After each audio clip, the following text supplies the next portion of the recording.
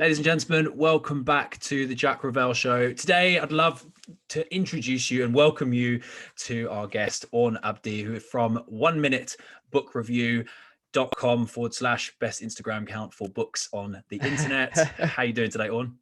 I'm very well, Jack. It's a pleasure to be on. Pleasure, mate. Last time we spoke, it was over Instagram Live. How far we have come since. I know. When was that? That must have been June, July last year. Yeah, Is that absolutely. correct? Sometime around there. I do remember the conversation we had. It was a great conversation. So it's great to be back speaking to you. Yeah, look, it's I took inspiration from few people talking about like lockdown learnings and stuff. I was, you know what, I need to talk to some people about some lockdown learnings, and you definitely were someone who popped up on my radar when you were growing your Instagram account through the thousands every day, and you've just hit 100K, haven't you?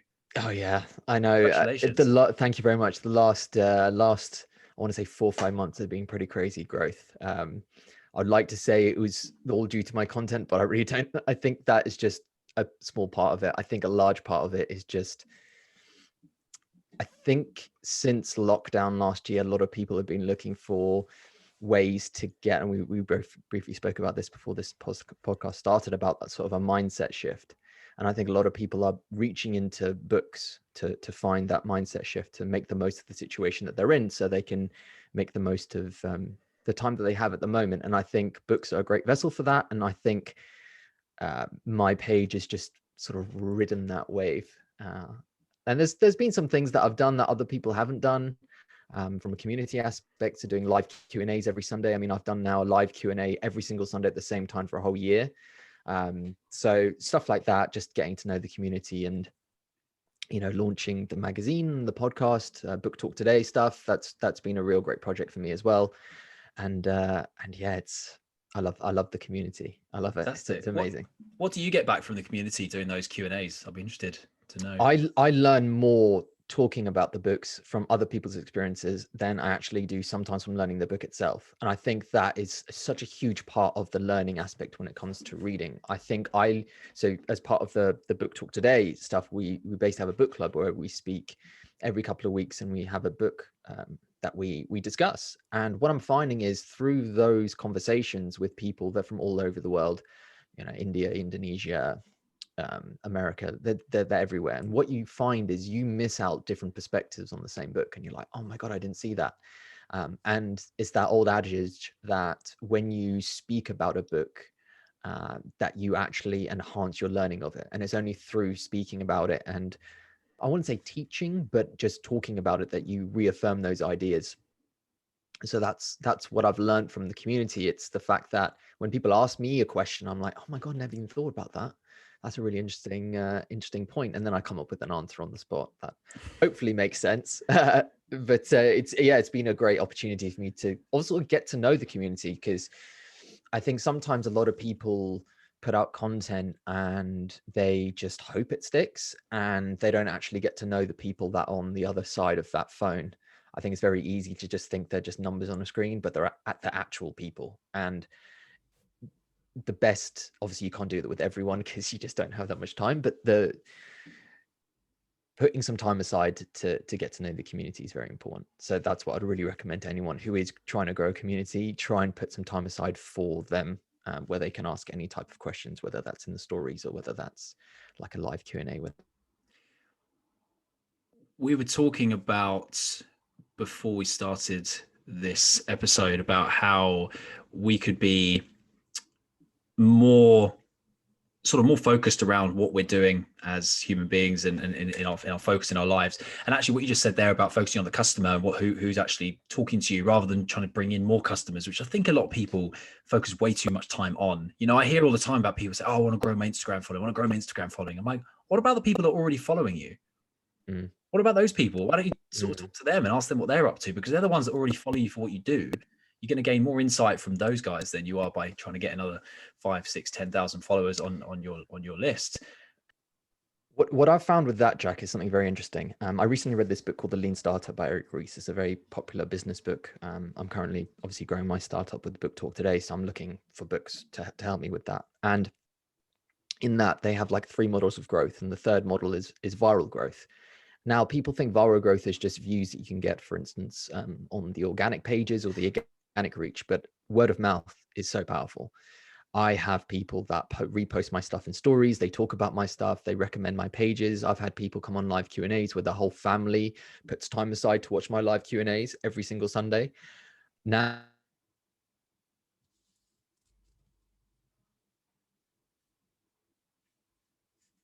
I think a lot of people want to focus on growing their pages, but I feel like if they double down on the followers they already have, they'll automatically double their following.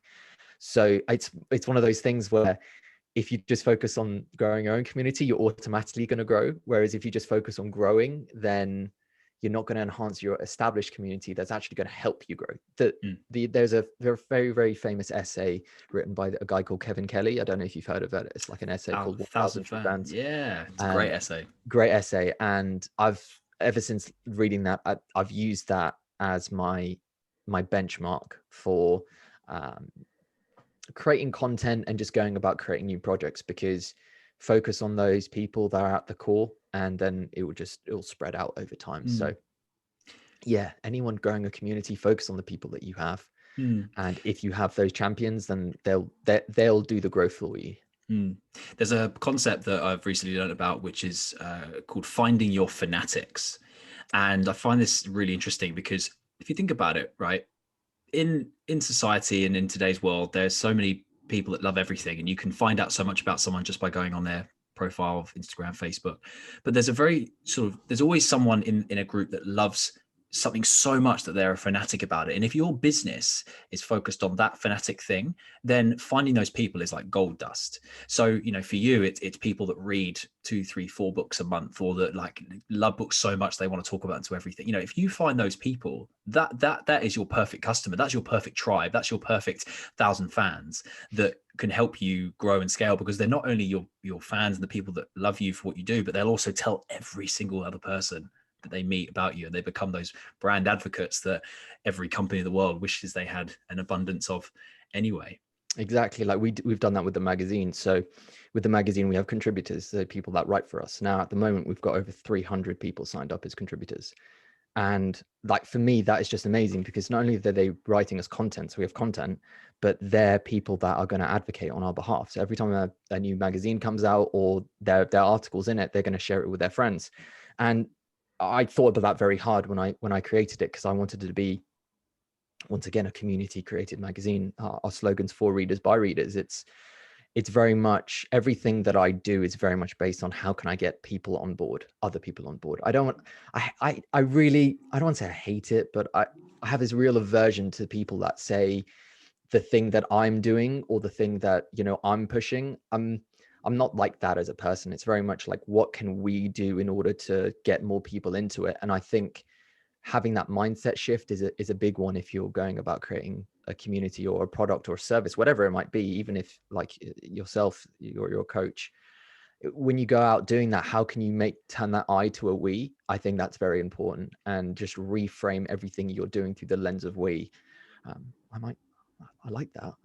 Reframe everything through the lens of we. Okay, I'm gonna make a note of that. Write a blog about that. Like that. Yeah, I like that as well. Yeah, it's good. I wanted to ask you, actually, touching on that, what are the things that people reach out to you the most? I'm sure you get flooded with emails and DMs and things from people asking you about, I'm sure, everything from what books to read, what's your favorite book, what sort of stuff. But what do you find is the common thread of questions that you get asked? How do I remember the things that I read? I get that every single week, every single day. I created a YouTube video for it just so I can just say, watch the YouTube video. I think a lot of people struggle to put what they're learning into action. I think that is everything. Everyone struggles with that. And I think that is more of a lack of planning and thought more than a skill based. I think a lot of people think, obviously, the more you read, the better that you get at, and your retention increases. But I think intention is such an important factor. If there's a particular book that you want to read, whether it's a skill or a piece of, whatever, something that's interesting you, then you're more likely to get the most out of the book. Whereas if you just pick it up and you don't know why you're reading it, you're not going to get the most out of it. So I always recommend people to either, let's say, have a question in mind. If it's something skill-based, like a productivity book, think of Deep Work by Cal Newport, think of Indistractable by Neil Yale, something that you can implement into your life.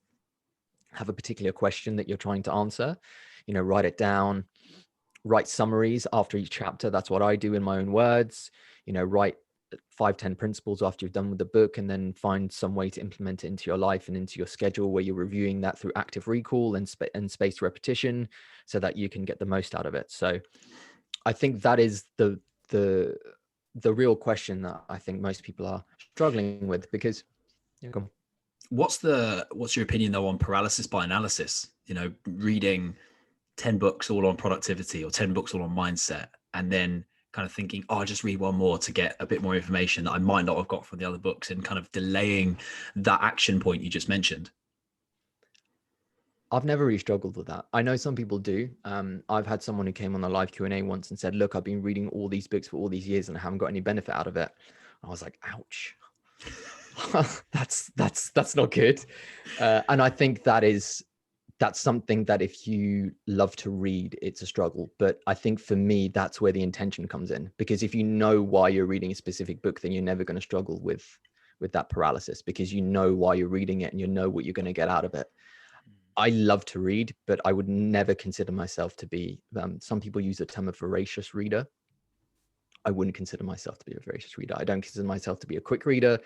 I don't consider myself to be, these people that, love to spend all their time. Like, I like learning, sharing those learnings and implementing them. And I just set aside time to read. That's why I read so much. It's more the fact that I set aside time for it and I prioritize it more than I'm good at it, because I'm not. Like, it's funny, Jack, because like obviously my family and friends see what the page is doing, and I'm having people reach out to me, authors and publishers and stuff. And my mum and my brother look at me and they're like, do they know what you were like as a kid and how bad you were at school? I'm like, nope. But it's so true. Look, I share that exact same thing. Like, I read 40 odd books last year, right? Yeah. And that's the most books I've probably read in my entire life. I hated reading when I was younger, hated it, because I think there was an element of like, you have to read this because you're this age and this is what you're reading at school, Mice of Men and whatever it was that we were reading back then. I didn't find them interesting. Right? And that's the thing. I think that a lot of people force themselves to read because they think that they have to, because of what society says or what their job is or whatever it might be. But actually, you should read because you want to. And also, as you said, read because you want to find out a specific thing. I think as well, when it comes to asking yourself those questions and finding out those answers, the more you read, the more you realize that, and this is just something I've personally found, that especially in the self-help kind of like space, people tend to just write the same stuff, but in a different way. Mm-hmm. There's not often a very unique kind of outlandish brand spanking new idea unless you read something. I mean, Essentialism by Greg McKeown is for me is a kind of outstanding new way of thinking, or James Clear's Atomic Habits he's got his own way of thinking. But a lot of these other books kind of say the same thing, just in a different kind of perspective. So the more you read, yes, the more you realize that, but then you start to understand what is going to move the needle in the direction you need to move it in, and you become a little bit more conscious about what you read and when, rather than just reading for the sake of it. Yeah, definitely. I think conscious reading is definitely something that I advocate for. I am very particular about when I choose to read a book. I spend a lot of time researching the author more than reviews. Like, I don't really look at reviews of books, because I've had times where I have seen a review that's been amazing from a book, Shetty, and then you read it and you're like, no, it's not so good. Or you've had times where no one's really heard of it. No, that's got some mediocre reviews, and it's actually a really good book. It's one of my favorites. So I always go on the side of the author more than and what their message is and how they communicate, more than, for instance, about a review of it. And I would say, actually, when it comes to being very specific about the books that you're reading, make sure it's something that you're looking to implement. Actually something that you're interested in, and something that you're either looking to implement or something that you're looking to learn a bit more about, because you're going to be more focused and get as much as you can out of that book at the end of it. Do you know who Mike Winnett is? Mike who, sorry? Mike Winnett. Winnett? No. Winnett. He's a guy on YouTube. He's got the channel called Contrepreneur. Okay. Check it out. You'd enjoy it. It's basically, he takes the piss out of the Tony Robbins, the Grant Cardones of this world who sell courses for $2,997, and they've got a special offer and everything included for the grand spanking new price of this, and it's a fraction of what it should be. Really funny, really good edited videos on YouTube. But he did an experiment where he took a book that had nothing in it, literally a blank book, and tried to get it to the top ranked on Amazon, and he succeeded. And he was trying to prove a point that a book with nothing in it can actually become the bestseller in that specific category. And all he did was just asked friends and family and a couple of clever little algorithms, and it pushed him to the very top of the Amazon bestseller list. Mm-hmm. So That's interesting. Pulls your point up on, yes, reviews are great, but it really depends on A, are those reviews real? B, are those reviews from people who've actually read the book or been asked to just review it? And thirdly, again, as you said, the person reading that book who's reviewed it has read it for a reason that it could be completely different to what you want to read the book for in the first place. You mentioned Jay Shetty. Have you read his new book, Think Like a Monk? Yes, I did. It's funny you say that, because like I never knew who Jay Shetty was, and people look at me like I'm crazy because I didn't know who Jay Shetty was. So I had no idea who he was when the book came out, and I was interested because everyone's like, have you read his book? Have you read his book? And I'm like, no. So I bought his book, didn't really do any research because I was like, okay, let me try this. Actually, I did some brief research because I was like, okay, who is this guy? Then I read the book and I thought to myself, if he's an expert in his field and he's written this, I really hate to think what someone who's not an expert in his field would write. And I think for someone with 7.5, 8 million Instagram followers or whatever he is, I was really expecting a bit more. And then, I did a bit more research about him and what he offers and his courses and stuff. And I thought to myself, yeah, this is like charging. There's some aversion I have to someone. I know people are willing to pay for it, but like a £3,000 course on something, there's just something in it. And I'm going to check out that channel by Mike. But yeah, that's some personal thing. Like my view on books is, I have people internationally who come to me and said, I can't afford books. They're not available in my country. I can't get the books, these kind of things. So that when someone comes out with a book and they really want to read it, you want to make sure it's got the most value that it is for what it's offering. And sometimes it doesn't. And people are just selling a brand rather than a book. And that's why I always differentiate between who's an author and who's not. I don't consider him to be an author. I don't consider Grant Cardone to be an author. I don't consider Gary Vaynerchuk to be an author. I don't consider these people. They're people who have a business that decided to write a book. That's very different to being an author. It's an asset. Yeah, exactly. It's a brand asset to have a book. It's not something that an idea they're trying to propagate or something that's revolutionary in its way of thinking. Well, if you look at it this way, I've recently heard a concept about, we were talking before we came on the show about Dent Global with Daniel Priestley. And I really respect Daniel. I think he's got an incredible history, and also his entrepreneurial mindset is incredible. But he talks about how when you start a business, you go through the gears of that business. So you start off in first gear, you do what you need to do in that gear, and you can't do what you do in second gear and third gear that you start, you can't start a car in third gear, for example. If you can, it's going to be a bit of a slog. But he said writing a book is something you can do in third gear, because you've already got the movement behind you, the following, the people, the reputation that will get that book from nothing to something.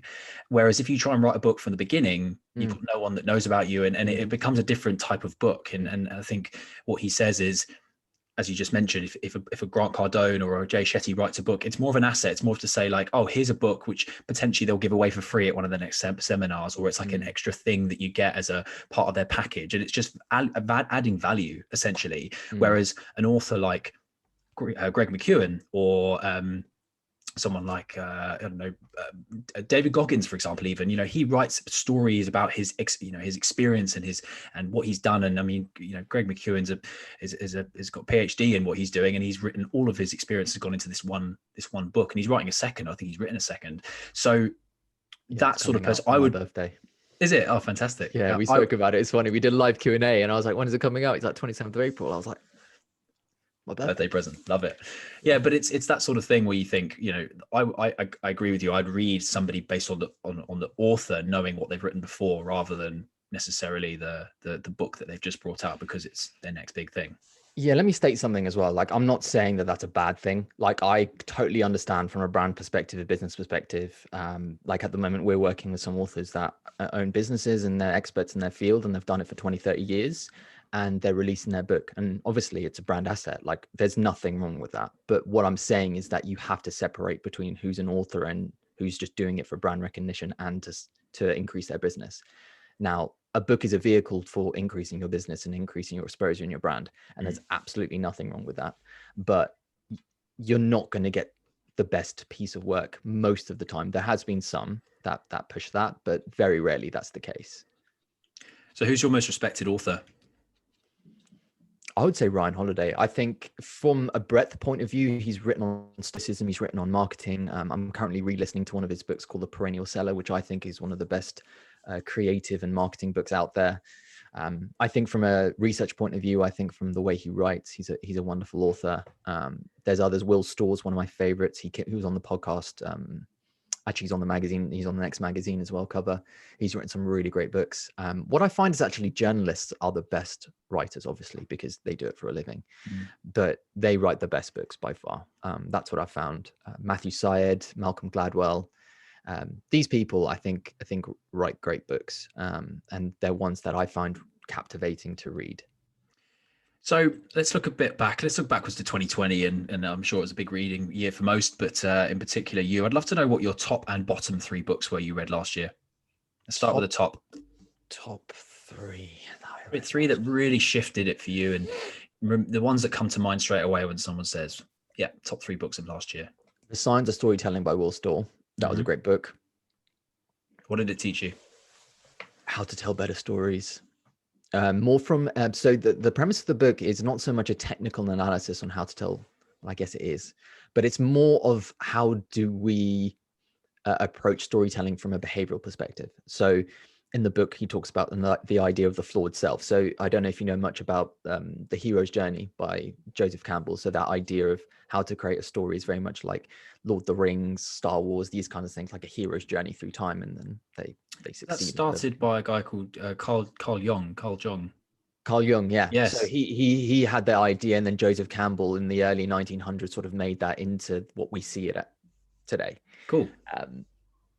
And in that book, he basically talks about how the flawed self, the idea of the flawed character, the flawed hero, is actually someone that we associate more with rather than sort of the golden child. And it's very interesting from a behavioral point of view. If you like psychology and psychoanalysis, I definitely recommend reading The Science of Storytelling.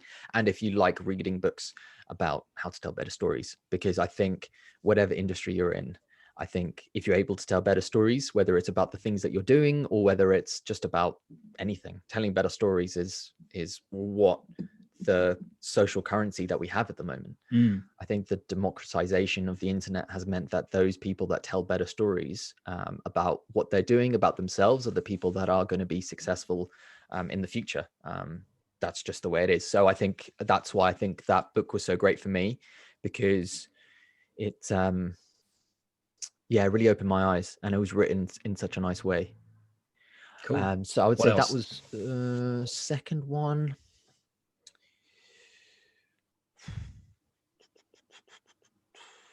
It's funny because I have books that come to mind, but a lot of them are rereads. I would say a new one was Grit by Angela Duckworth. I think I'd heard so much about that book, and I'm so glad I got around to eventually reading it. I think due to what everyone was going through, what I was going through personally with some stuff, I think it was a very powerful book to read. I think for anyone who wants a book to read with this current situation, I definitely recommend picking up Grit. I would say third book, I would say it's another reread, but I think it's a book that I found a lot more value from as well, was The Obstacle is the Way by Ryan Holiday. I've had that book on repeat every 4 or 5 months, I think, for the last 2 years, whether it's audio book or reading it from scratch again. I think it's such a powerful book. And for anyone who wants to know more about Stoicism, or just how to turn,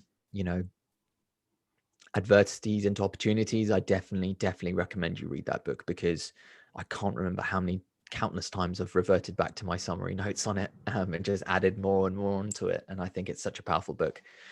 I don't like to talk about books that I don't like because I think it's a very subjective thing, but definitely top of that list is, like I said, Jay Shetty's. Just from an expectation point of view, I think perhaps I'd known quite a lot about the topic, or perhaps I'm skewed by his personality, but those all come into it. But yeah, I just didn't find that much value from it. Mark Manson's second book, that wasn't a great book at all. The second half was good when he starts talking about Immanuel Kant and the philosophy behind it, but the first part was just regurgitated stuff from the first book, which was okay anyway, but it sold obviously because of its title. Third book. I read this book called The Cerritis Principle by Ian Gibbs. And it was one of those books that I've had for a couple of years. And it was about, if I remember rightly, something about habits or something like that. And it's difficult. Once you read a book like Atomic Habits or The Power of Habit by Charles Duhigg, it's very difficult to pick up another book on the subject because you're like, this is just not going to be as good. And it really wasn't. It was just, yeah, it just wasn't good at all. I don't think I picked up. And that's the difficulty. That's the difficult thing about it. Because when you read so much and you read like top quality books, you read something that isn't, and you're like, it might not necessarily be a bad book, but you're rating it against the best of the best because you've read the best of the best. It's like reading a book. It's like reading, like you said, a piece on Jung or something, or like, for instance, I read Understanding Human Nature by Alfred Adler, and then reading something by someone who's just like a B-rate psychologist, and you're like, well, obviously it's not going to be as good because you've read someone who is in like the Viennese school of psychoanalysis with Freud, Jung, and Adler. So it's just difficult sometimes to say what is objectively a good and a bad book because it's only your perspective. Yeah, I think that the Lindy Effect comes into it as well. Are you aware of the Lindy Effect? I recall it slightly, but remind me what it is. So Lindy Effect essentially says that the longer a piece of literature or writing has been in circulation, the better it probably be. So stuff like Ryan Holiday talks about the Stoicism. It's been around for God knows how many years, and it's proven the test of time. Yeah. So Napoleon Hill, all of his books, and Dale Carnegie, all those, but all those stuff that's been around forever. So those books have been around forever because they're really good, and they've obviously taught lessons that have stayed with people. So I think I always like to look at a book that has got longevity. I mean, sometimes there's a bit of a hazy line between, is this relevant now? Because there are some books, like, I can't remember the name of it, there's an investing book that people talk about that's like, that is the Bible of investing. The Intelligent Investor. Correct, yeah. But that based on when it was written, or is that even relevant now? And I'm sure there are some lessons in there that are relevant now, but the world's changed so much since that book was written.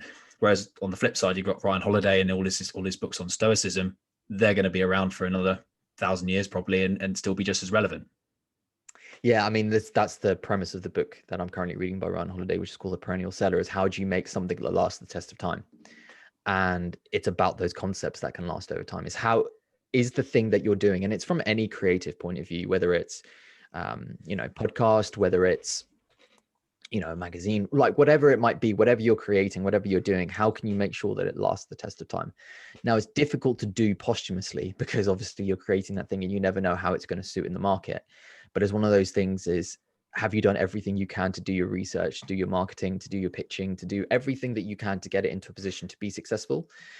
And then at that point, it's just not yours. Like, I remember I watched an interview by Josh Homme from Queens of the Stone Age, and he was basically saying when he releases a new album, it's like, it's not yours anymore. Like, when you release that album to the public, it's the public's. Like, it's no longer yours, because when you listen to the album, when I listen to the album, I'm going to get a different take on it. And the individual's take on the album, or in this case, the book, it's not defined by how you see it anymore. It's how that individual sees it. And if that is spread across millions of people, then that work is no longer yours. It's out there in the ether of but then it comes back to, as well, like experimentation. People have ideas up here in their heads which they never get out on paper, and just like a piece of writing or a piece of music or a business idea, as soon as you put it outside of your own head and into practice, you're absolutely right. The public, or the people that are buying your product, will be the ones that will tell you whether it's going to stay or fail. And I think that I read a piece of, I read an article in that the book Morgan Housel's Psychology of Money. Again, it's probably one of my favorite books of the last couple of I need months. to pick it up. A lot of people have been Oh, recommending it to me. it's a A good lot of book, people mate. think I need to get it. Yeah, it's a good book. He talks about how the tail end of a lot of companies and what people remember them by. So a great example is Apple. You know, they started as a computer company, but if someone was dropped onto this earth right now and said, like, what is an Apple product? They'd probably say headphones or phones, you know, but that wasn't how they started. And there's a story that says that Samsung started as a fruit and veg stand back in the 1920s. You know, there's just, these companies had to start somewhere. And I think that same with literature. If you write a book, it's either going to be received really well or not. Like, look at Mark Manson. If his first book hadn't done so well, would he have written a second? That's how book deals work. If the first one doesn't Exactly. sell, then you're not gonna get a second one. Especially if if you're not an established person, then you're not going to get a book deal if you haven't obviously got an established brand or if the first one doesn't sell. Yeah. It's an interesting point you make though about that pivot aspect of business and ideas. Like, it's something that I thought about. I mean, you know, we released the magazine as an app in September, and it just didn't work. Like, with the people that we were using, it just didn't work. And you know, I basically spent the last couple of months speaking to a load of different people, getting feedback, getting ideas, and we've sort of done a bit of a 180 and sort of moved everything around a bit. And it was the best decision that we'd made. And pivoting, I think, is really important. And I think you can apply that to your own life. I think a lot of people get into this momentum that they have to do the thing that they've always done before. And because they say to themselves, they get this, have you heard of sunk cost bias? The idea that just because you've done something for a long period of time, you avoid changing it because you know you've put so much time and effort into it. I think that's something so difficult to get out of, but I think it's something so important. That's also not a tangible thing as well. Like, we think of sunk cost bias as a price tagged thing, but not everything has a price tag, right? You could 100%. you could have a holiday that you've spent £1,000 on that you're going to go on, but then you could win a holiday that's worth £2,000. You're probably going to go on the holiday that you paid for, but out of pure, you know, because I've paid for it, sunk cost bias, you know. But also there's this whole thing around, like, I think social groups and peers. As you grow as a human, you're gonna become evolved into the person that you want to become later on in life, and hang around with those types of people. Hanging out with the people you hung out with when you were a kid, when you're in your 30s, like, unless you're super good friends, I think is like a part of sunk cost bias. You're like sort of hanging on to that thing you once had when you were 15, 18, 20, whatever, and you're then losing out on the fact you could be meeting all these amazing new people and wasting your time there when you could be spending it here. Yeah, definitely. I've experienced that slightly, I think, in the last couple of years. I think with everything that I've been doing, the things that I've reading, um, you have some people that, you know, don't want to speak to you, but then you have others that you haven't spoken to in a couple of years that just pop their face up and you're like, yep, I know why you want to be my friend. But it's one of those things. And I think I wrote a piece, I have a newsletter, and I wrote a piece today on how we need to redefine success. I wrote it based on, you know, going over 100K and what people have been saying to me, and how we need to redefine success away from judging what society determines as being successful, whether it's wealth, status, or followers. And we need to redefine it. And we shouldn't look to society to redefine that. We should look to our own individual self-reflection analysis to see how we define success for ourselves. I think that's very important. In that newsletter, I said that we should define success as getting paid to do hard things with a smile on your face. And I think that is very important, because if you are not, if there's no smile on your face, then how can you call yourself successful? I completely agree. It's a really good way of putting it. I think an add-on to that would be that a lot of people don't necessarily know where the goalposts are stuck when it comes to success. You know, right now, if I asked you, how would you define success for 2021? What would you say? Getting paid to do hard things with a smile on my face. Okay. So then let's fast forward to the end of 2021, and that's happening. What's then the goal for you now? What's going to be a success for 2022? I don't know. That's an interesting point. So, like, I do this exercise every year.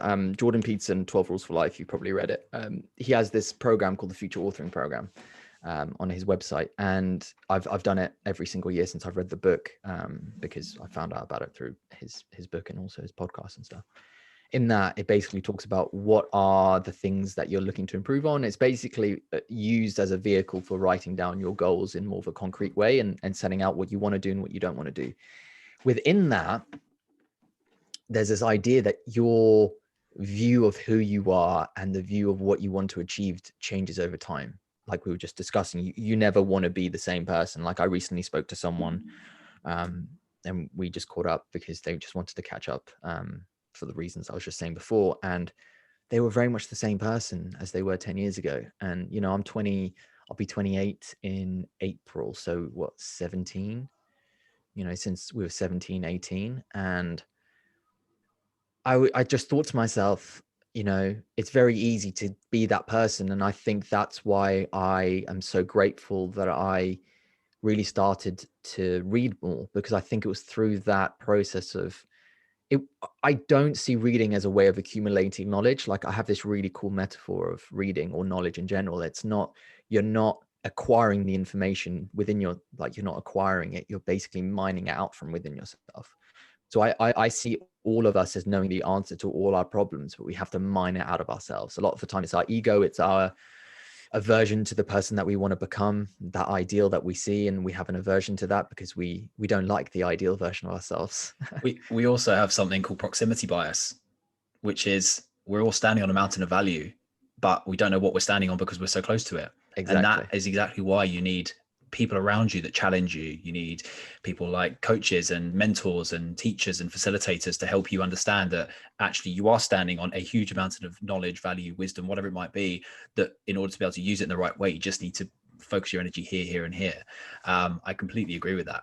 Definitely. There's this rule in 12 Rules for Life by Jordan B. Peterson, and it's something that I've implemented. It's based on the overview effect. I don't know if you've heard of the overview effect, but this idea of treat yourself as if you're someone responsible for looking after. And in that chapter, he talks about this idea that you always treat someone, you always give someone the best advice.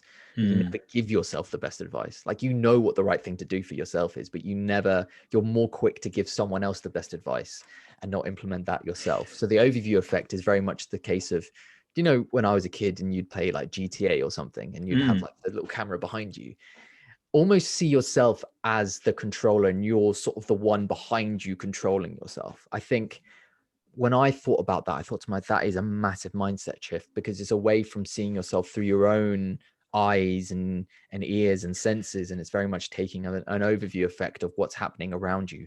And I think you're better able to make decisions because you're not so, like you said, you don't have proximity bias at that point. Now that is extremely difficult, especially when you get emotions. You know, we all get angry. I get angry more than the next person. People don't think that, by the way. They always think I'm like this really calm guy when it comes across, and I've definitely got I've got a streak in me. What sets you off? That's a good point. What does set me off? I think people that are insincere. I'm very good at picking up an insincerity, and whether it's someone who's written a piece of work or whether it's someone who says something and you know it's just not true, and you can just see that it's not true.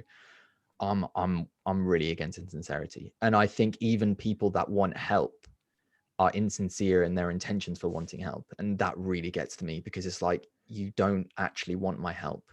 I've had people come on my live Q&A, and it's happening more and more, and they don't actually want my help. They just want a vehicle to spread what they're doing, whether it's they talk about the things that they're doing. I've had people in bookshops and they're just selling their books, and I that really annoys me, because I'm like, use that time and effort that you have, that limited time and effort that you have in this world, to make sure that you're doing the best that you can with what you want. Don't go onto someone else's platform. Don't, you know, try and piggyback off other people. Now, there's a place for getting help and mentorship, like we discussed, but I really have an aversion to people wanting to piggyback on other people and being a free rider, because I'm very much the type of person that I'm like, tie up your shoelaces and get to work kind of thing. And yes, other people can help you. You can have mentors. I spoke to someone today that's helped me out on a couple of things, and that's great, but you should never expect that. And I think a lot of people have that expectation that other people should help them, just because they're in a position to help them. It's like, no one should help you. If they do, that's great, but they never should. You should never expect anyone to help you. And I think that really gets to me, when people feel like, just because, for instance, I've grown a following and they're new, like, it happens so much. And I get it, but people are like, oh, can you promote me? Can you promote my page? Like, I'm just new. Can you promote my page? And I'm like, I never went to anyone. Like, I've never messaged, like, and Jack, I don't follow anyone really on my page, like authors or famous people, because like, what value, what real value am I going to get through following them? Like, it just is, it's a very much a one-sided transaction with those people. And I've never pandered to them. I never want to pander to them. That's not my style. And I have a real aversion to people who pander to that, because I'm like, I know that if you put in the work and you are very strict with your vision and you know what success looks like for yourself, there will be opportunities that come up. And Big time.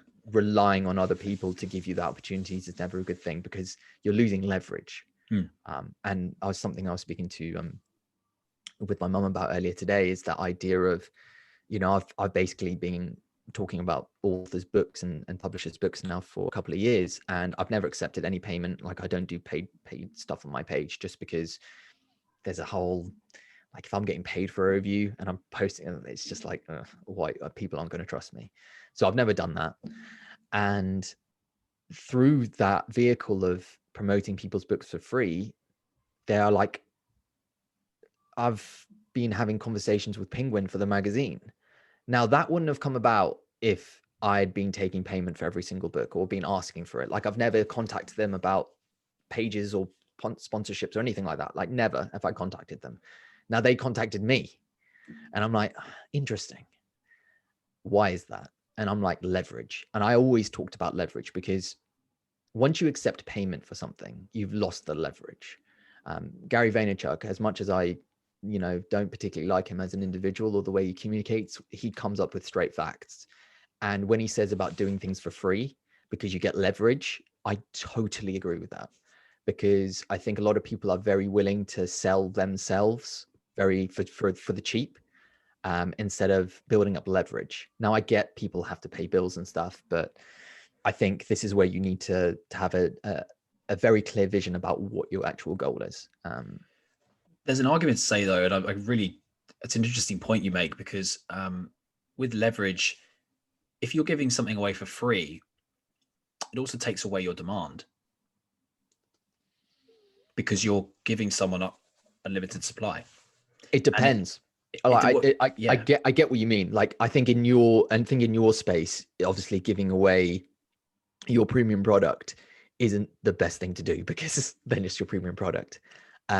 So no, I totally understand. It's totally contextualized on what you're doing. Like, I get it. If you're, for instance, a coach, then you don't want to give your best services away for free, because you basically want to give like a taster, and then you want to get people down the funnel. Totally agree with that. What I'm saying for me is very much on the basis of, I talk about a book, but then I have my magazine where people can, you know, promote their publishing house. I've got my podcast where you can do sponsorship, stuff like that.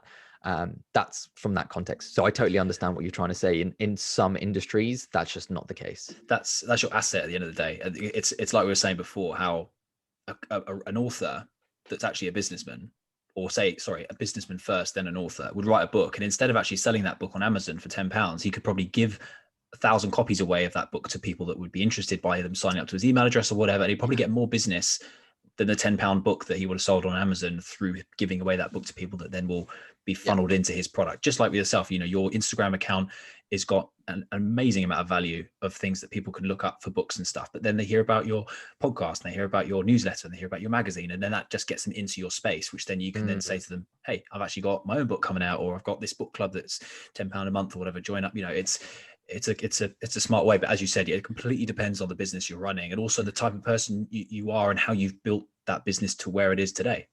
Yeah, I mean, I never when I launched 1 Minute Book Review, I never did it through the guise of making it a business per se. It was very much, I wanted to share something, and I saw an opportunity, and I thought to myself, okay, let's see how this goes, kind of thing. And that's why I always wanted to have a podcast, but like, everyone has a podcast. So I kind of thought to myself, okay, how can I put a different twist on this? And I thought, okay, cool, we could do a magazine, and we've already got the community, so I could find people to do the content, and I already have sort of a foot in the door, so I could contact authors and these kind of things. That's where it's built from a commercial aspect. That's why 1 Minute Book Review is just kind of the traffic now that drives it. And something I talk about is the ecosystem. And you know how Apple have the ecosystem? So once you're in the ecosystem, then it's very difficult to come out to it, because, you know, you can just airdrop stuff and it's very easy to transfer files. I kind of think about my space as the same thing. Like, I have 1 Minute Book Review. I have my own personal page where I do YouTube videos. I have like Twitter and stuff. And like, I've got my own personal brand on Abdi. And I've got 1 Minute Book Review, but then I've also got Book Talk Today. So once you've come into the ecosystem, you're just in there. And whether you want to write for us, whether you just want to watch book reviews, whether you just want to join our live Q&A, whether you just want to read my newsletter, just follow me on Twitter, whatever it might be, like, you're in the ecosystem now. And I think I want to try and retain that as much, or grow and retain that as much as I can, because then you have the exposure really to get people in. And I think when I started 1 Minute Book Review, I very much thought to myself, okay, I was thinking about this earlier, actually. It's a very interesting point that you've raised, that when I started, I very much thought, okay, let the 1 Minute Book Review stuff be the brand, and I can just sort of sit back, I can be the person behind it. And what I've actually found is, by showing more of my personality and who I am as an individual, it's helped to grow the brand. And I think that's definitely going to be my focus for 2021. If we're going to go back to one of the questions you said before, it's success in 2021 looks like, how can I increase my own personal brand, whether it's through my personal YouTube, which I've started to do more and more, whether it's my personal Twitter, like whatever it might be, to show who I am as an individual and my own thought process, I think is the best way to go. And it's something that I think takes time. I think people think to themselves, oh, I wish I did that earlier. I wish I did that earlier. It's like, you don't wish you've done something earlier, because you don't know when you're doing it. So just be thankful that you found out and that you're looking to go down that road. I've been thinking about this actually a lot recently, about how I agree with you. So 2021 for me, it's all about showing up. It's about mastering the art of showing up, whether that's in, 100%. you know, I'm running my 3rd Ironman this year. So I'm going to be doing that. So show up for that. Thanks, man. I'm also going to be showing up for my business, for, you know, reading as many books and learning as much as I can, for Instagram, all the things. But as long as I'm mastering the art of actually showing up and doing it to my 100% full ability, like, nothing can go wrong. It's just going to be a time thing. But what I wanted to make a point of as well is that time is the most valuable thing we ever own, right? We can't buy more of it. We can't get enough of it. But yet people expect things to happen instantly. Oh yeah, that's my biggest gripe. Why do we think that if we can't buy any more time, then we think that things will just happen overnight? You know, it's like, if we could buy time, so to speak, either buy it back or buy it so that it fast forwards, it wouldn't be, life wouldn't be the same, you know, because we'd be able to sort of say, oh, I want this business to be $1 million overnight or whatever. And so you then click a finger and you buy time, so to speak, which then makes it become that thing, because everything needs time to grow. Everything needs time to marinate. Everything needs time to actually be put on this earth and tested and tried. And as you said before, you know, businesses don't just happen overnight unless they go viral. But then a lot of those viral businesses don't stick around, because they're a thing that's happened, and they're big for a second and then they go away again. You know, you wonder why lottery winners, funding. No, lottery winners 9 times out of 10 actually go broke, because they've won all this money, which isn't then a consistent income. They then spend it because they've got it, and then they become broke and they live to their means in a bad way. Yeah, definitely. Like my granddad's like my biggest fan. So he follows everything that I do, and he's like old school. So he was immigrant. He basically grew up in India, partitioned India, Pakistan, moved to Saudi Arabia, worked there, and then moved here in the 80s and 70s and 80s. And he's like proper entrepreneur, like just through and through. Like, he's had a stroke and stuff, and he's still thinking about businesses and from his wheelchair. So like, dude's just doesn't quit. Love it. And we were discussing the magazine and the business and my business, and he was saying, how are you doing on funds? Because I'm all bootstrapped. Like, I haven't taken any outside funding. Like, I just don't want to. Like, I said to him, part of the fun of doing it is when you don't have resources. Like, if you had the resources, how is it fun? Because like, the whole point from a creative, like, I see starting something is very much a creative point of view. It's like, yeah, okay, it's a business, and obviously you have to do taxes and you have to do all the business plan and all that stuff. But that's part of the fun. But the real fun comes with, how can you get this off the ground with minimal resources?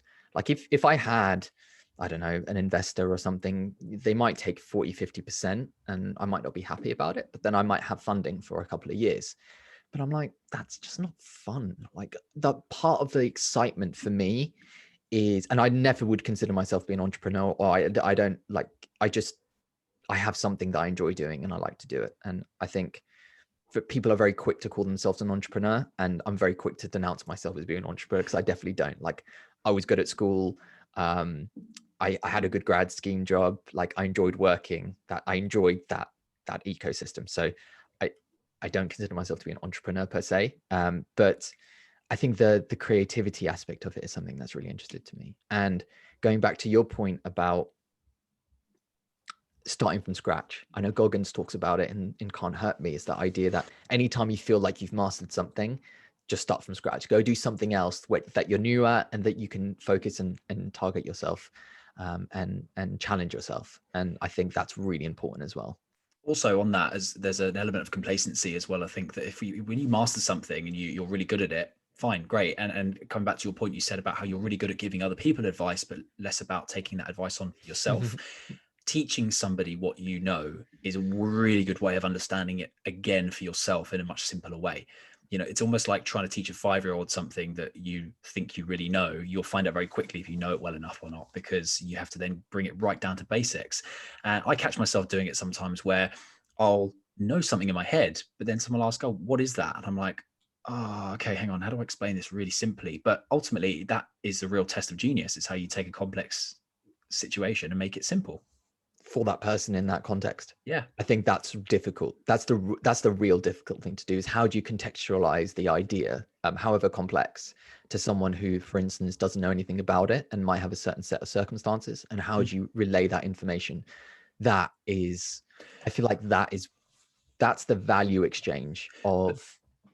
That comes back to what we were saying about storytelling. You know, if you can relate exactly what that thing is to a story that relates to the person who's listening to that, it's going to hit them a lot harder than just a bunch of made up, convoluted words that you understand, but they don't. Yeah, I think this is where I've been thinking about this for a while. Like, my mum's an artist, and she ran a business for 30 years, and unfortunately it's no longer, but she did an art degree, and she's looking to get back into, teaching and also her own art. And she feels like there's parts of her art that she isn't qualified in, and she doesn't feel right, for instance, teaching it to the best of her abilities. She doesn't feel like she has the portfolio, the experience. And I said to her, when people want something from you, they're not doing it. Yes, experience is one thing, but if they see value and they get value from what you're doing, then they're more than happy to receive that value, and they're more than happy to pay for that value. So I think shifting away from experience and more to a value proposition. If you have something to offer valuable to me, then I will do a business transaction with you. Your experience is one thing, yes, but if there's something of value there, then there's always going to be a business transaction or a transaction. And I think having that mindset change for many people is a big thing. It's like a lot of people feel an aversion to do something because they don't feel like they've got the experience to do it. And I don't think that's necessarily the right way to think about it. If you have something to value to market, then put it to market and see whether it actually has the value in order for people to buy it. I think that was a big mindset shift to me, is okay, what value am I offering? Now, this goes down to daily content. This goes down to what you do every single day to give yourself value. Like, everything is a value transaction. And that's how I see money as well. It's like, money is a value transaction. It's not something that itself is a thing or an entity. I'm interested in reading the psychology of money, because I was interested to see if it touches on this point, but that's the way I very much see transactions in general, between whether it's business to business or whether it's from a consumer and attention point of view. Well, it comes down to a need and a want. There is a part of the psychology of money that talks about how you define the difference between rich and wealthy, right? And all that rich and wealthy is rich is somebody who has the money now and spends it, and wealthy is someone who has the money but saves it for a later date. If you see a guy driving down the road with a Ferrari, you are able to extrapolate that guy's probably spent 150 grand on a car. So he's therefore 150 grand less off than what he was before he bought the car. Whereas if you see that same guy driving a Peugeot, right, you don't know whether he's still got that money in the bank, but he could have invested it into something else that's making money rather than a car on the road. And so therefore it's building wealth. But to come back to your point about the value add, I believe in I believe in luck, but I think luck is an equation of skill and opportunity. So your skill, your value, what you offer is the thing that you hone every day. It's the thing that you put out on the internet. It's the thing that you craft every day. The opportunity is when those people see that. So you're talking about Penguin getting in touch with you about the magazine, right? That's an opportunity. So therefore your skill of releasing stuff every single day and the opportunity of that has created the luck that is now the potential deal you're going to do with Penguin, and whether that's the magazine or writing a book. That doesn't come out of thin air. That's not lucky. That's an accumulation of two things being put together. Yeah, like I'm religious, so like we grew up as being Muslim, so like I believe in, my personal belief is I believe in things happen for a reason, but luck isn't necessarily something that I, for instance, believe in. Like opportunity, I liked your metaphor in the way that you described it, but like luck is a thing. Like I get it. Like right place, right time. Luck is a good thing. But there's this Urdu saying that my granddad says to me. It says like "harakat se barakat hai," which basically means in action is blessings. And like I live by that mantra. Like only through action can blessings come your way. And I think people focus too much on perhaps like the luck that someone else gets. And I think it's very much the case of what can you do today or every single day? Like you said, show up every single day. Like if you beat down that door, I tell you what, nothing wants to stand in the way of someone who beats down something every single day.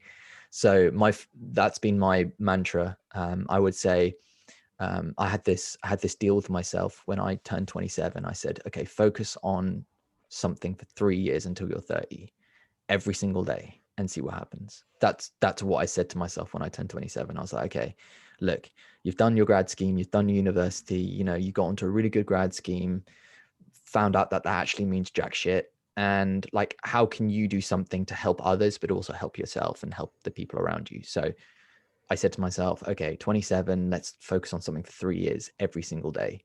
Now, tell you what, Jack, there's some days where you just don't want to do it. Like there's some days on a Sunday at 3:00 where you know, the last thing you want to do is go live and speak to someone where they might be in the world. But I think reminding yourself about that principle of showing up every single day is all you need to focus on, how small it might be. If it's one email, it's one email. If it's, I don't know, one page, it's one page, but make sure that you're showing up every single day. And, you know, burnout's a thing. Like I burned out big time at the end of last year. I had to reassess some things. I implemented some daily routines that really helped me. But at the same time, I understand the value of hard work because I see what my family went through as, you know, as a third generation immigrant. I know what some people now still put in, you know, 3 jobs, 5 kids, work 9-10 hours each day, every day of the week. Like there's just no stopping. And I think there is a space for work-life balance. I get it. There's a space for it. I appreciate that. Like I get it, but I think sometimes you can focus too much on that. And 100% depends on what your ambitions are, depends how you want to live your life. Like obviously I'm not saying that there's only one way to do it. But I would say that there is, for people that want to get stuff done, you have to get stuff done. There's no way around it. And yeah, you can say the guy was lucky or he knew someone, or like, if we're going to get a bit personal here, like I didn't know my dad and I never knew him. And I went to a school where everyone had one, and the opportunities that they got through them never annoyed me, but it was, I always thought to myself, imagine if I was in their position with the skill and talent that I have and the hard work that because none of them they put like B-rate hard work in because they had stuff and they got stuff. But that chip on my shoulder really incentivized me to work to a level that surpassed them. And that, I think, is something that people need to drill down in themselves, is how can you get that work ethic and how can you drill down. Now, a chip on your shoulder could be a good thing and a bad thing. It depends how you use it, but I use it as a motivating factor to show up every day. And I know that the things that I've put in, the work I put in, I'm not saying that it's all me, because obviously there are situations and circumstances. My family helps me out so much with things that obviously daily things that I just can't do because I'm working on stuff. But there's no substitute for hard work, Jack. Like I people want it so, and that's, if we're going to go back to gripes, some people have said, oh, I've been putting out content for a couple of weeks and I've got no traction. I'm like, holy shit, of course you haven't, because like it takes so much time and effort. Like people don't understand. And we should really do a vlog or something, but I don't want to expose my personal life like that because I'm actually quite personal. But yeah, there's so much work, and it's not, I think there's an aversion for me to start talking about how much work goes in, because then it makes me feel like I'm just like, oh, look how hard I'm working, kind of thing. But I think there's also a conversation to be had about what you need to do every single day in order to make yourself put yourself in a position to be successful. Because I totally agree with you. It's not, you have to put yourself in a position to be successful. It's never the case of you're just successful or you're just good at what you do. It's an accumulation. Like in Atomic Habits, he talks about the latent, what is it? The power of latency potential, something to do with latency. The fact that you have like ice melts at a certain temperature, but it's still melting at that point. It's still melting, but it just gets to a point where just everything starts melting. And I think get to that position. Daniel Priestley talks about it as well in I think in the Entrepreneur Revolution, if I remember rightly, he has like a graph and he talks about like the desert and something and sort of like exponential increase. And I think if you can just get to that point, just get to that point of exponential returns, and I tell you what, then momentum just carries you. First of all, thank you for sharing that thing about your dad. I think it's nice that you can take what would have been in a lot of people's books and quite a hard thing in life and turned it into something that's driven you in the direction you've gone. So appreciate you sharing that with me, mate. It's also resonates with me a lot because I also had I lost my dad when I was young, and I didn't know kind of like where I sat in terms of like role models. And I think there's a lot of people who take their role models in their family and friends for granted. And I think I've always been very ambitious, but I've always wanted to prove myself to somebody. I don't know who that person is yet, but I've always wanted to prove myself. And I do that through, being, whether it's working hard in a job or trying to start a business or running Ironmans or whatever it might be. But I think it comes back to just wanting to be the best version of yourself. And you mentioned passion and you mentioned motivation. I think they go really nicely together, because I heard a quote once that said, if you have passion, you have unlimited motivation, because it's the thing that will keep you going through the hardest times. There's a difference between discipline and a difference between motivation. Motivation is the thing you do when you want to. Discipline is the thing you do when you don't. And there's a guy on Instagram, if you don't follow him, Jamie Alderton, who is a fitness trainer, really got some cool content on there actually. And he goes and gets a sea dip every single morning. Every single day without fail, he goes and jumps in the sea. Yeah, some mornings it's beautiful blue skies and sunshine. Other days it's snowing, but he goes in every day. And he talks about how it's just about focusing on what's important to you and just getting on with it and not worrying about what other people think or letting your ego get in the way. Yeah, I think you've touched on a lot of points there. Like Jocko Willink is someone I really admire. He has this saying called discipline equals freedom. He's a Navy SEAL. There's something about that mentality, I think, that resonates with me. And I think something that I've thought about as well for someone or individuals that lack role models, especially growing up, they always seek individuals that are pushing the boundaries, because there's something there that's missing, and it's you can't describe it. And I really struggle to describe it because there's something there that's missing, and you feel like you have to make up for it somehow. Whether that's through hard work, whether that's through, I don't know, there's just so many different feelings that come when trying to chase that ideal. Earlier we talked about chasing the ideal and the struggles that you have. And I think when you grow up without that role model in your, like I had role models, like I had uncles and stuff. I have 3 uncles on my maternal side, but daily in your house kind of role model. I think you always look outside and see who else is there, like who's pushing the boat. That's why when I see someone like Goggins, I'm like, dude, imagine if he was in your house all day. Like, imagine what kind of savage you would be. Jocko Willink, Jordan Peterson. Like, I think these types of people, for me, I get a tremendous amount of inspiration from, and I use that as a driving fuel, because I always look at individuals and never say, oh, look what they've done. I'm like, okay, how can I do that? Like, how can I push the boat? How can I do more? Goggins has this great thing about what's the difference between kindling and log. Like, motivation is the kindling, but the log is the fire that burns for hours. And so how can you turn your 30-second motivation to do something into a log that burns for a couple of years? And that's something I think about a lot. That's where the daily discipline comes in. That's where the daily routines. I'm big on daily routines. Morning routine, evening routine, reading every single day, going through my hour pre-bed routine, with meditation, with journaling, with all these kind of things. Something that I've focused on a lot more is, how can you put yourself in the best mental and physical position to do your best? Because before, I definitely used to just work myself to a pulp, and I would definitely just not be in the right mental frame to do my best work. And I thought to myself, okay, sacrifice 2 hours of work in the evening or 3 hours of work in the evening, and just focus on your routine. And then you get up in the morning, and then you'll just be on it a lot more than sort of dragging yourself out of bed. So discipline. Jocko Willink's book, Extreme Ownership, is a great book. He has another book called Discipline and Freedom. He's got a great podcast. Goggins' book is great. Atomic Habits, Deep Work, Indistractable. That's why I think productivity books are so great. I think you alluded to earlier the definition of self-help, and I detest that definition. Like, every time someone says, oh, what self-help books can you recommend, I have this like just inside, I just sort of cringe. I just don't like that, because when I think of self-help, I think of like a salesman, like a greasy salesman, or just trying to sell me something like some snake oil.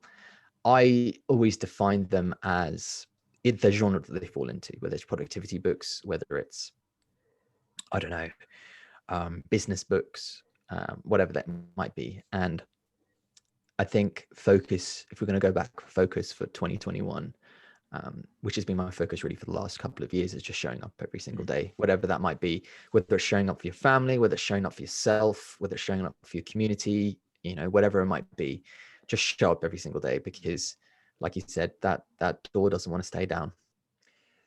The difference between self-help and productivity for me is the practicality of the literature you're reading. So for me, a self-help book is great because it usually tells a story about someone who's done something that's worked for them, and therefore you take what you think would work in your life and apply it.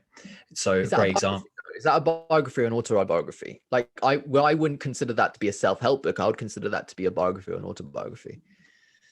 Yeah, I mean, but I'd say for example, Atomic Habits, practical book.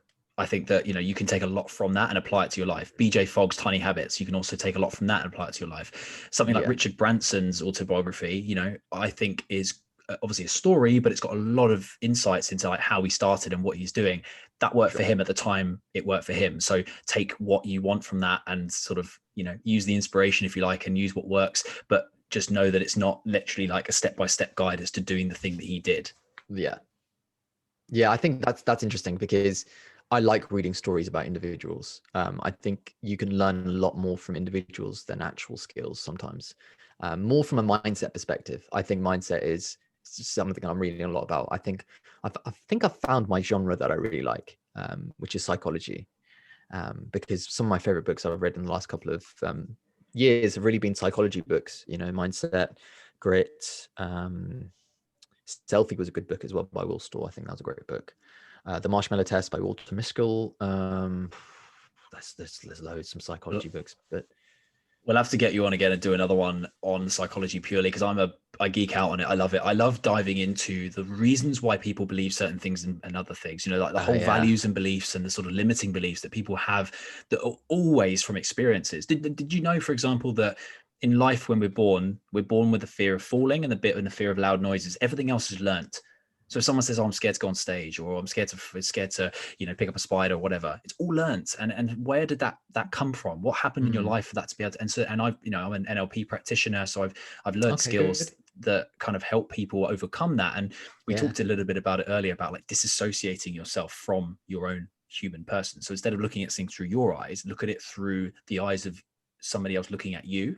Yes. And that could be so powerful, because you can start asking yourself questions like, what would Orn do in that situation? In this particular situation, what would Orn do? What would you say to Orn if you saw him doing that? You know, and then you can then look at it from like almost like a third person going, oh yeah, I can see what's going on here. I'd actually say you should do this, not that. And it wouldn't be the same as what you do if you were in that person. How would you advise someone to, like, I have, when people come to me and for instance they ask me how I've gone about it, like, you're a coach and you've practiced NLP. I haven't practiced NLP, but my mum is a practitioner of NLP. She's done it for years.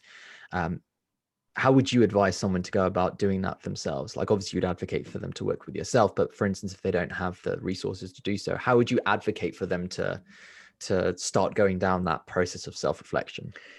It's a good question. I think there's a lot of help you can get on the internet by asking questions that are not necessarily about what would I do, right? So it comes back to a little bit what we were saying before about what would you tell somebody else to do in that same situation? So if you've got a scenario, let's say, I don't know, you're wondering whether to take a job, you know, in a new firm that's paying a bit better, but you feel bad about the fact that the company's helped you get to this point, and you're kind of umming and erring or whatever. Take yourself out of the situation and say, well, what would you tell your best friend to do? What would you tell your brother to do? What would you tell your sister to do? And usually by asking yourself the question about what you tell someone else to do gives you insight into what you should be doing, because it's a natural feeling of looking out for the best person. Coming back to your quote from Jordan Peterson, you know, you look out for someone as if you're looking out for yourself. And that can open up some doors and open up some mind frame. But there's a couple of different exercises you can do specifically in NLP where you take someone through a timeline as if you're looking at it from a movie screen. So you literally play out your life and ask questions that are quite specific around, right, this is in this scene, you know, Orn and Jack are doing this, you know, what would you say is going on here? What would you do in that situation? What would you think would be the outcome of that happening right there? And by just kind of playing it out in a disassociated kind of third person view, you can come to some much better conclusions. You take the emotion out of it. That's what it does.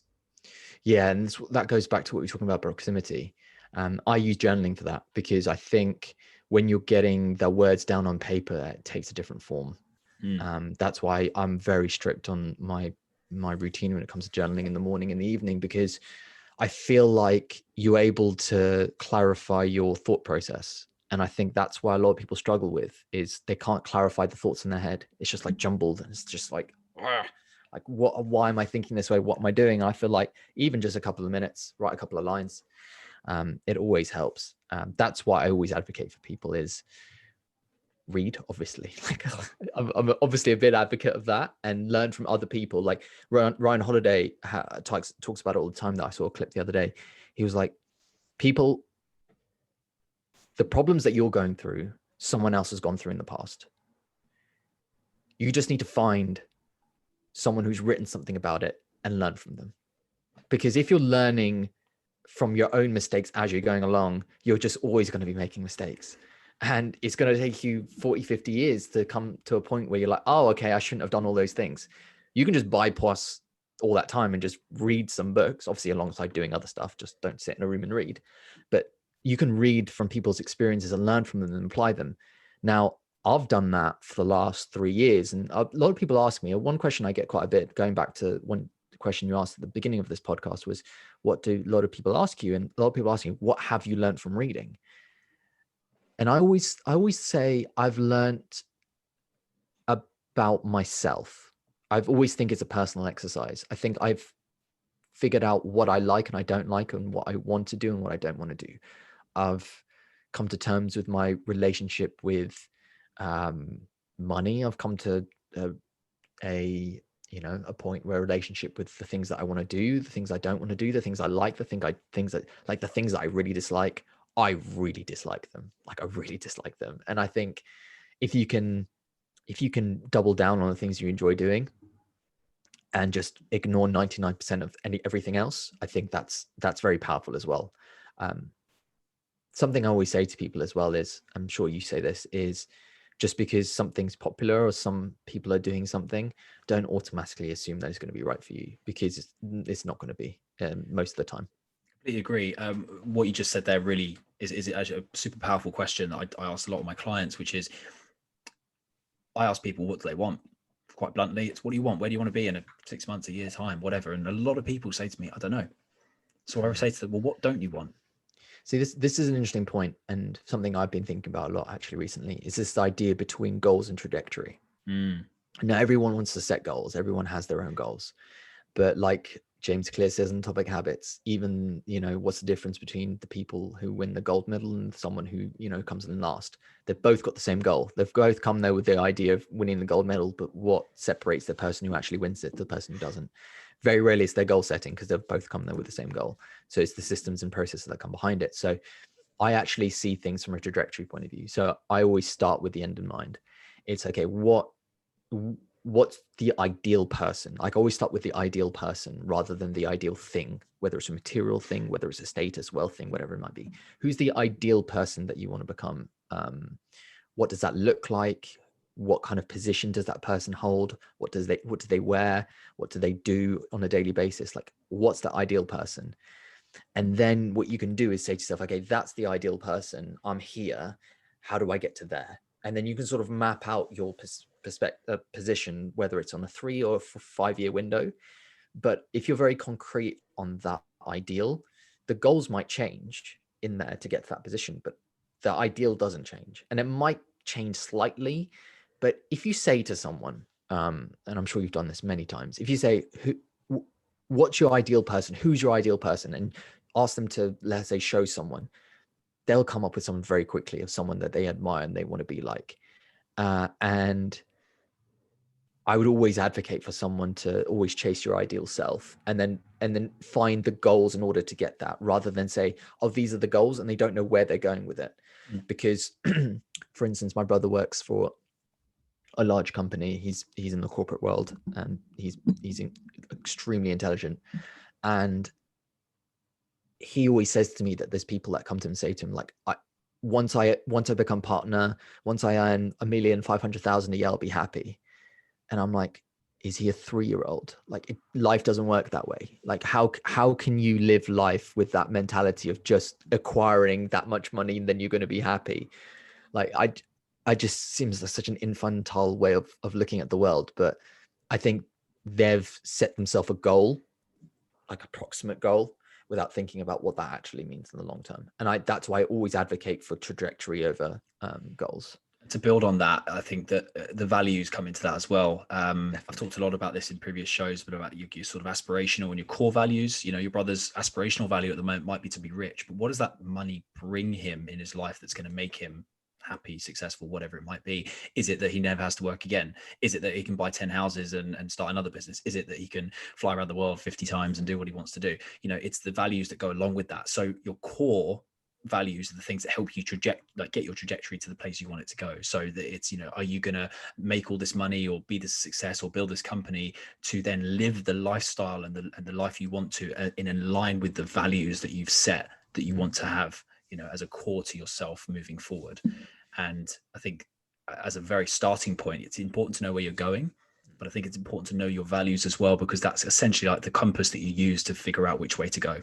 Definitely, like the way I see it, and I've spoken to this quite a lot actually, is the idea that at the bottom level you have your personality, and your personality doesn't change. There's a lot of evidence to suggest that your personality doesn't change over time. Like, the personality that you have growing up is the personality that you have. And that sort of sits at the foundation. And then you have your beliefs and your values, but that acts as a filter for how you act in the world. So your actions are based on your values and your belief system. So that's why, like, someone can change their religion or their belief system and it changes their actions, which I found very, very interesting. And something that we can definitely talk about in a future podcast. I'd love to. A couple of questions I did want to get out. We went on a huge tangent there, which I love, but I had a question for you, which I thought was quite a good one, which is, would you rather read 1,000 books once or 10 books 100 times? 10 books 100 times. I could probably list you the 10 books that I could just read until the end of time, and I'll be very, very happy doing so. That's a very, very quick answer, Jack. Can I ask why? Why would you not? What stops you from thinking about reading 1,000 books?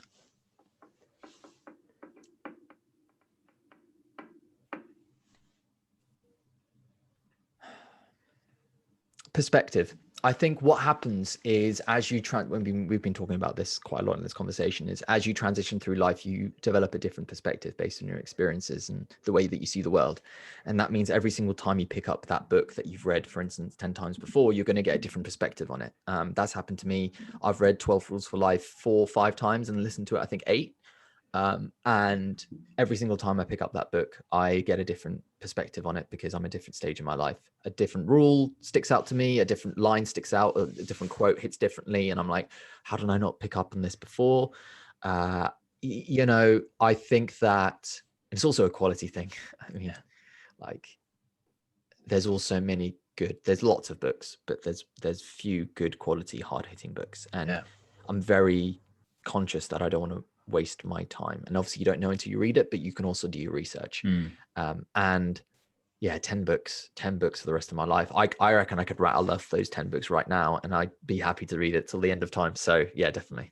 I'd like to hear them. Can we do it? What's your 10 books? Okay, I have to start with the Quran because that's a book. Cool. That's definitely in there. I would say 12 Rules for Life by Jordan B. Peterson, Can't Hurt Me by David Goggins, Ego is the Enemy by Ryan Holiday, The Obstacle is the Way by Ryan Holiday, The Science of Storytelling by Will Storr, Selfie by Will Storr, Atomic Habits, Deep Work, and Man's Such a Meaning. I reckon I can live off those 10 like it. For the rest of the time. Like it. If one of those books was to be replaced by another great book that I'm sure will be produced in the future, which one would be the first to go? Deep Work. Deep Work. Interesting. What's the book that shaped you the most in terms of just anything and everything you've read? That's really difficult, Jack. I would, the way I see, okay, let me detail the way I see books. I don't consider one individual book to be a life-changing book. The way I see books is very much like a wall. So when you build a wall, you don't build a wall with one brick, you build a wall with hundreds of bricks, you know? So every single time you read a book, you're building that wall. And what you're doing is you're building a foundation because you can find parallels and correlations between each book. And it broadens your understanding and perspective of the world. So I don't necessarily say that there's one book that has had a massive impact on me. I would say every single book that I've read to this point has had an impact on me, and finding the correlations and patterns between them. Because the more that you read, the more you can find patterns between books. And if you can find those patterns and you can pick up on those patterns, the chances are those patterns or those pattern recognition things that you're picking up on is the quote unquote truth. Because the more that you pick up on those patterns and the more people are talking about them that in positions of power or experience or expertise, then you're like, okay, then that's the right way to go about it. Because if one person's saying something and then 10 people are saying something opposite, chances are that what that one person's saying most of the time, unless they're an outlier, is complete BS. So yeah, my thought of books is not this book changed my life kind of thing, like this one book. Like sometimes I say 5 books that have changed my life because they've had a big impact on me, but I don't say one particular book because I wouldn't say that I've read one particular book or finished one book and been like, I'm transformed kind of thing. It's a process. And I actually think the transformation comes through action, not through the actual reading. Like I have this quote that I put out a day or so, my brother teases me about it, but I say that reading is learning, but application is understanding. Yeah, there's another one I can add to that, which is you can borrow knowledge, but you can't borrow experience. Yeah. I love it. So just to finish off, I wanted to kind of do a bit of a quick fire round. What I've done is I've written down a couple of subjects of potential books that would come up in this subject. And I wanted you to just answer what would be your best book for, and then that particular subject. Sure. So let's kick it off with, what would your best book be for mindset?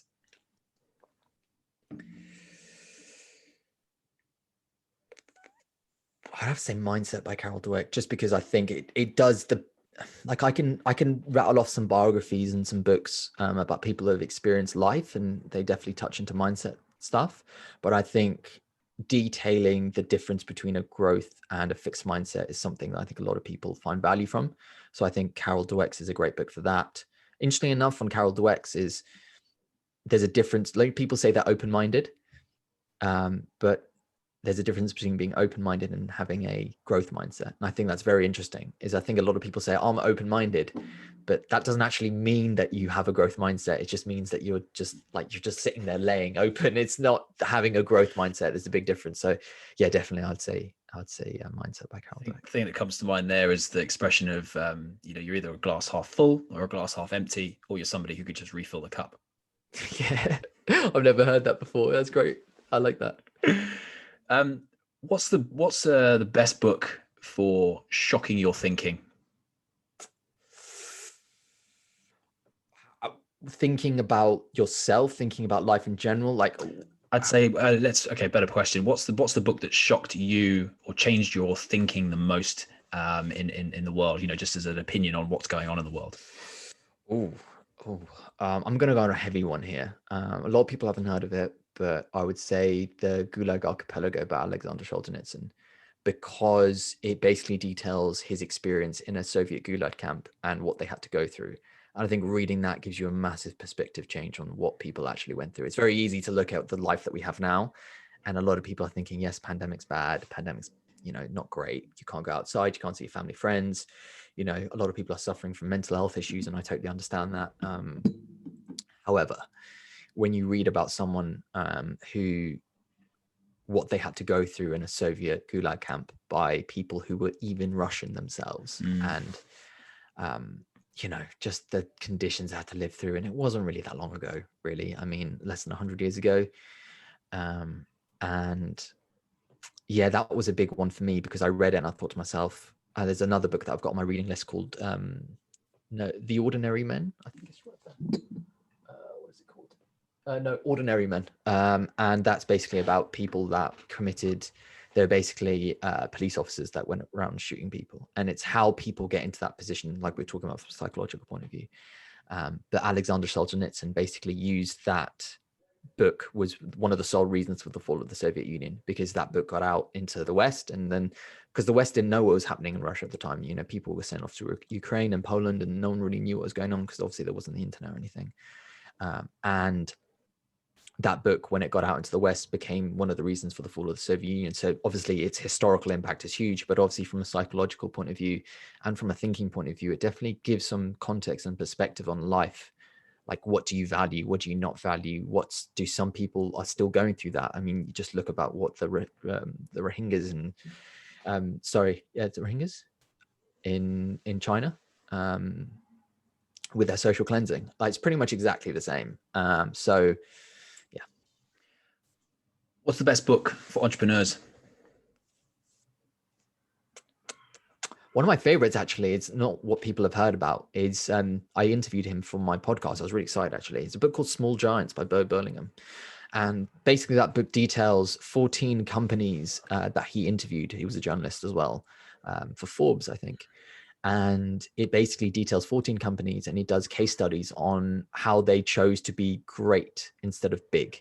And I think a lot of people set out creating a company and they want to be, Snapchat, Google, Facebook, like they want to be as big as they can, but how can you focus on being the best company that you can be, whether for your employees first and foremost? I think a lot of people forget about that, for the people around you, but also for your customers as well. And I think a lot of people need to be focusing not so much on growth, which is obviously important, but like we were saying earlier, is that money is a vehicle for something. It's not the end of it itself. And I think Small Giants is a great representation of a reframing. Like I'm big into reframing. Like before we started, I might be on the podcast, I was saying I was speaking to one of my friends who's a former US Senate speechwriter, and he wrote a book called Reframing the Day. And I think reframing is a very powerful use. And I'm sure in NLP, it's a huge tool that you can use in order to change people's mindset on how they see the world and themselves. So yeah, I definitely think Small Giants is a great book for that. I'll have to add that to my list. That sounds super interesting. But yeah, you're right. The reframing of anything is just a great way of just flipping it on its head and looking at it and go, right, well, what would happen if that was to happen? And what would happen if that was different? Just change the variables slightly, and it can really just open up some doors. Definitely. What is your best book for mindfulness? Mindfulness.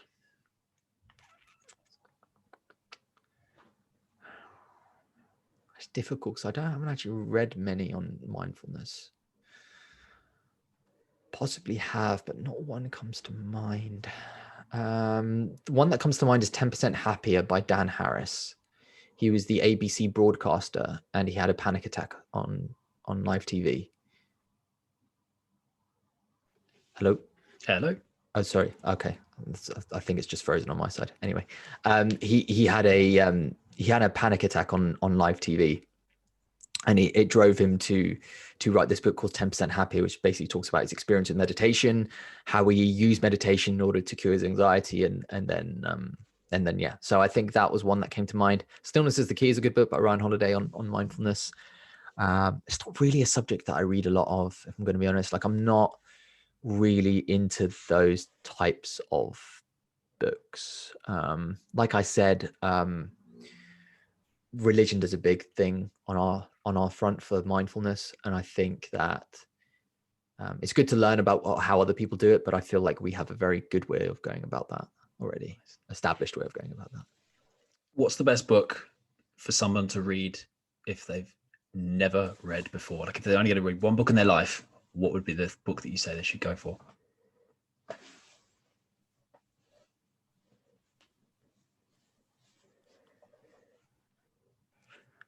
It's so popular, but I just have to say Atomic Habits. I think the reason why is because